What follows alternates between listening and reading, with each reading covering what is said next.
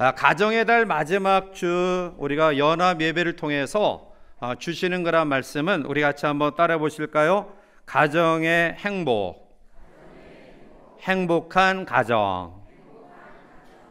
여러분들은 행복한 가정을 이루고 계십니까? 아멘. 행복한 가정. 하나님이 이 땅을 바라보시면서 축복하시기 위해 세운 두 공동체가 있습니다. 하나는 가정이고 또 하나는 교회예요.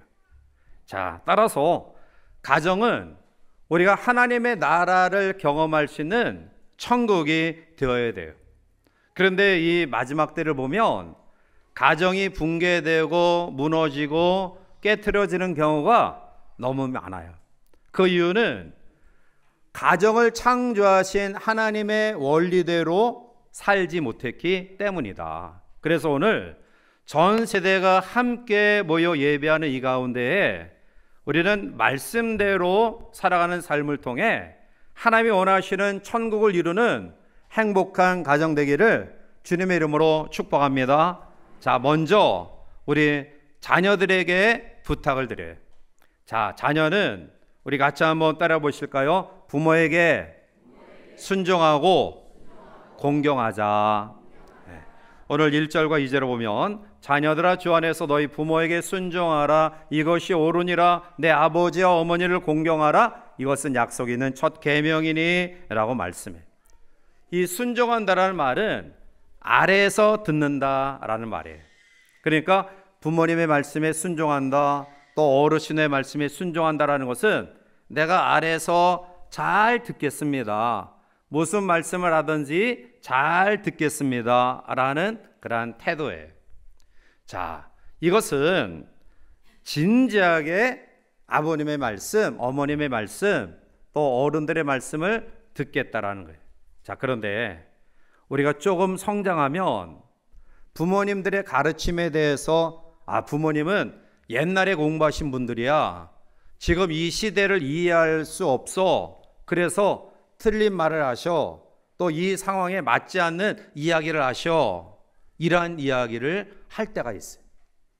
자, 그런데 중요한 것은 목사님이 그것을 인정해요. 저도 우리 부모님을 바라보면서 옛날에 배우신 사고를 가지고 이야기하시는구나, 이런 마음을 저도 가졌어요. 그리고 목사님의 아들, 딸, 손주들도 아마 그런 마음을 가질 거예요. 할아버지는 옛날 생각을 가지고 있어, 아버지는 옛날 생각을 가지고 있어, 아마 이러한 마음을 가질 거예요. 그런데 여기서 아래에서 듣는다라는 그러한 마음은 아버지, 어머니의 마음을 헤아리는 거예요. 다시 말하면 부모님이 자녀들을 잘못되게 가르치지 않아요. 그래서 시대적인 환경의 변화 속에 조금 뒤떨어진 사고와 생각을 가질 수 있지만 말씀하시는 내용은 다 잘 되라라는 의미를 가지고 있어요. 그래서 그것이 옳다 그르다라는 판단을 하기에 앞서 부모님이 나를 사랑하시는구나, 그래서 말씀하시는구나, 그 부모님의 마음을 헤아리는 태도, 이게 바로 순종이라는 거예요. 공경이라는 것은 어떤 것이냐면 귀히 여기다라는 마음이에요. 귀히 여기다. 즉 우리 부모님들이 평생 자녀를 위해 희생하시다가 이제는 이빨도 다 빠지고 힘도 다 없어지고 자녀들을 위해 줄 게 없는 상황 가운데 도달할 때가 있어요.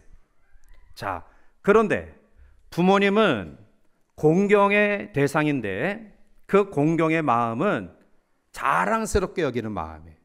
그러니까 부모님이 돈이 있든지, 또 아니면 젊을 때 힘을 가지고 있든지, 아니면 나이 들어서 힘이 다 빠지고 또 우리에게 줄 재산이 없는 가운데 할지라도 공경의 마음은 자랑하는 마음, 자랑스럽게 여기는 마음. 그러니까 부모님이 돈이 있든지 없든지, 또 아니면 젊었든지 늙었든지, 공경의 마음은 부모를 자랑스럽게 여기는 마음이다. 오늘 우리 자녀 세대들은 이렇게 부모님을 순종하고 공경하는 우리 자녀 세대가 되기를 주님의 이름으로 축복합니다.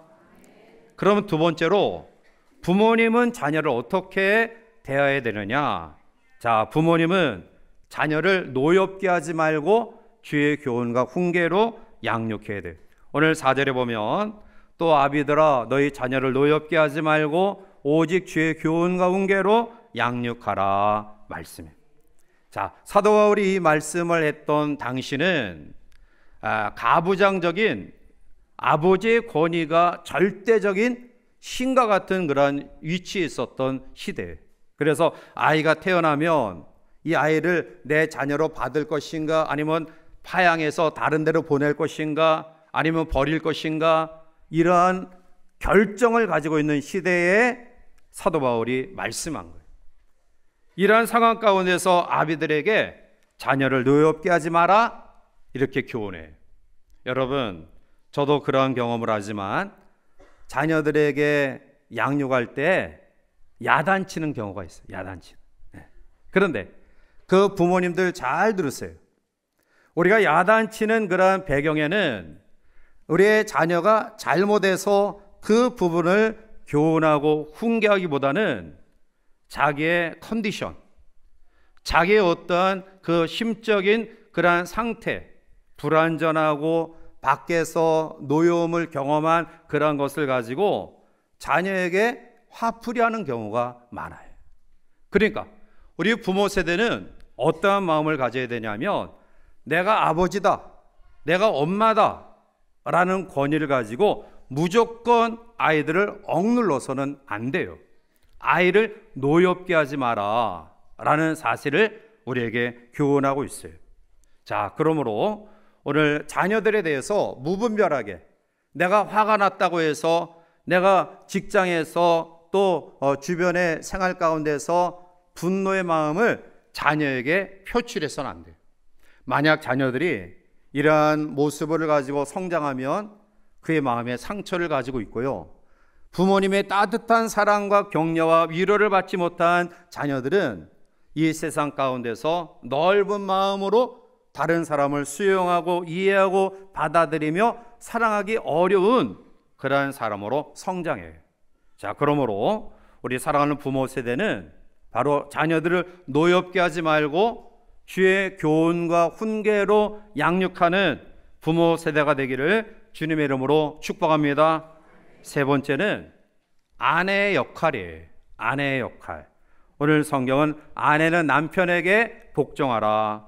에베소서 5장 20절에 아내들여 자기 남편에게 복종하기를 주께 하듯 하라 라고 말씀. 남편에게 복종하라. 자, 이것은 아내가, 엄마가, 여자가 여러 가지 연약하고 부족하고 또 아니면 어떠한 부분들을 완벽하게 남편에게 갖추지 못했기 때문에 복종하라 라는 의미가 아니에요. 이것은 노예가 주인에게 복종하는 차원과 달리 하나님이 가장으로 아빠를 세우신 거예요. 남편을 세우신 거예요. 그 남편에 대해서 복종하는 자발적인 마음으로 따르는 그러한 태도가 바로 아내에게 있어야 돼요.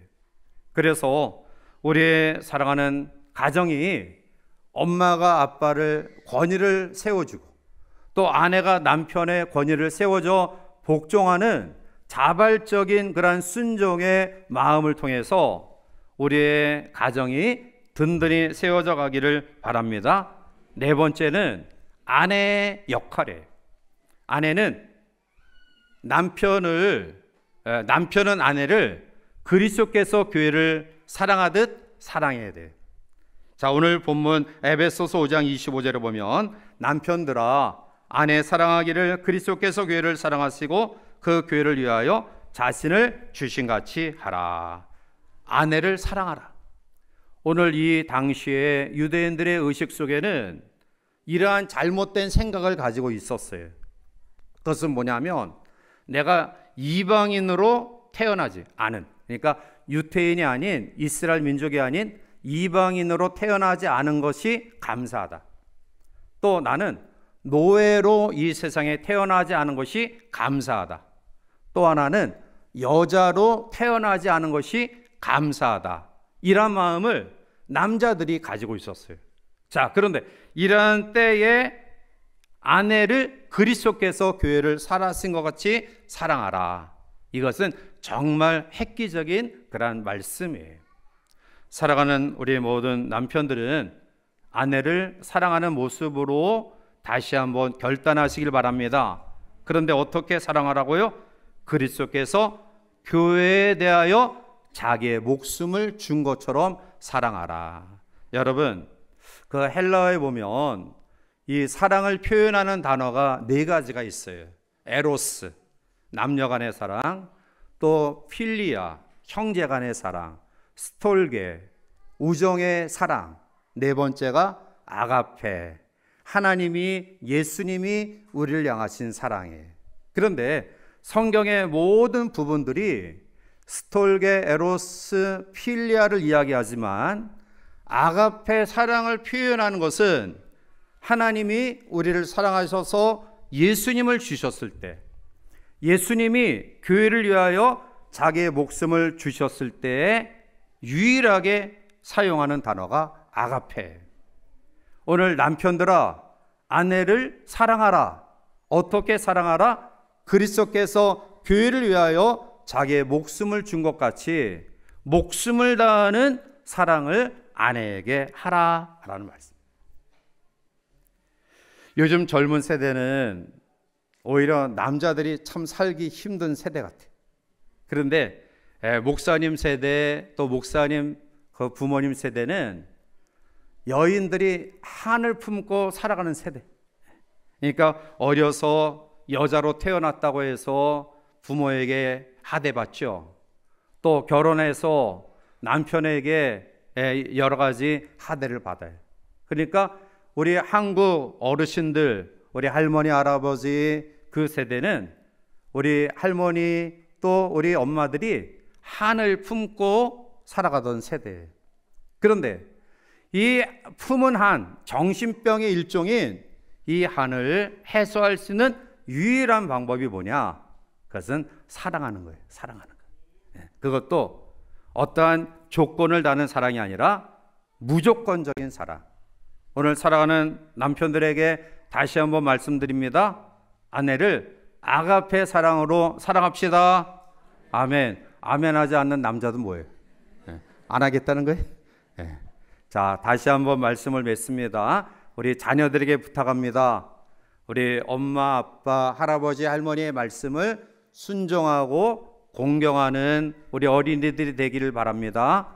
우리 부모 세대는 다음 세대를 노엽게 하지 말고 주의 교훈과 훈계로 양육하기를 축복합니다. 우리 아내들은 남편을 하나님이 가장으로 세운 권위를 인정하고 복종하시기를 바랍니다. 남편들은 아내를 예수님이 교회를 위하여 목숨을 주신 것처럼 아가페 사랑으로 사랑하시기를 바랍니다. 가정의 행복은 하나님이 만드신 가정의 그 하나님의 뜻대로 실천할 때 가정은 행복할 수 있습니다. 오늘 가정 축복의 달, 또 전세대 연합 예배를 통해서 우리 주신 말씀을 귀담아 듣고 또 이 말씀을 잘 순종해서 우리의 가정이 천국을 이루시길 바라고요. 아브라함, 이삭, 야곱 1000대까지 여러분들의 가정이 천국을 이루는 그러한 가정 가문으로 세워가시기를 주님의 이름으로 간절히 축복합니다. 다시 한번 하나님의 축복하심이 우리 모든 가정들에게 넘쳐나기를 기원합니다.